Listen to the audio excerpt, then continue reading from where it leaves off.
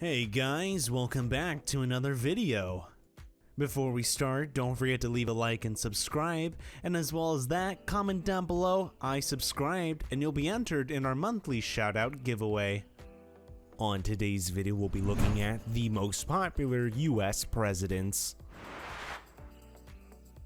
Andrew Jackson was the first popular president of the nation, known as Old Hickory.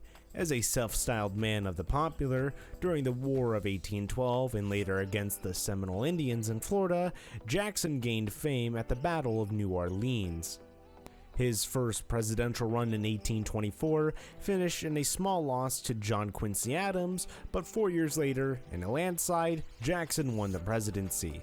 While in offense, Jackson demolished the United States' second bank, put an end to federal attempts to regulate the economy. British soldiers arrested him and his brother during the invasion of Western Carolinas in 1780-1781.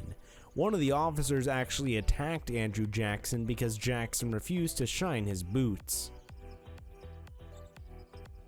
John F. Kennedy was the 35th President of the United States from January 1961 to his assassination in November 1963, also known as JFK.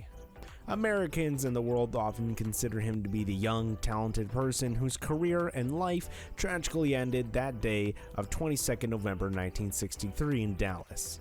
Apart from his charisma, Kennedy was also one of the best presidents ever, as I may presume many Americans still adore him for averting a possible full-scale nuclear war.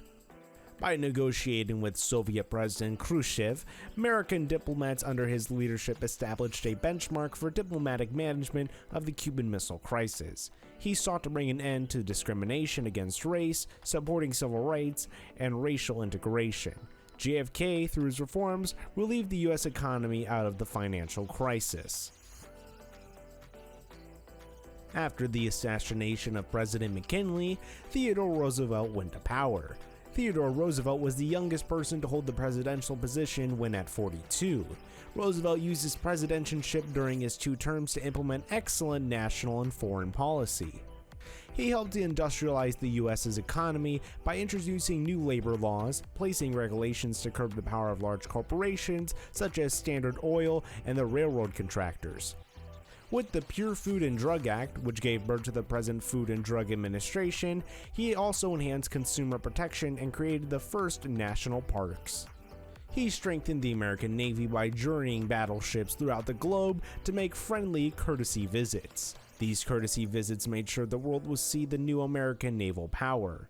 Today we can thank him for promoting child labor laws, women's rights, an 8-hour working day, and building a new image of masculinity that combined education, bodily strength, and rugged individualism. Of course, we had to include the humble military general known as the Father of the Nation, our first president, George Washington.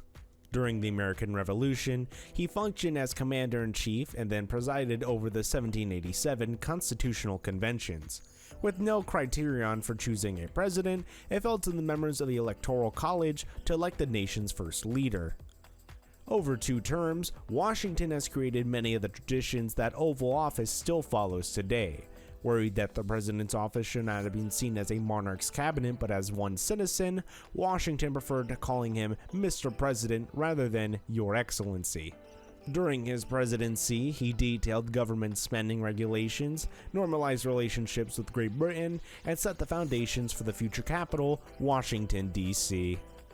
With that said, this will bring us to the end of the video. If you enjoyed this video, once again, be sure to leave a like and subscribe, and as well as that, comment down below saying I subscribed, and again, you'll be entered in our monthly shoutout giveaway. Thank you for watching, and I will see you guys on the next video.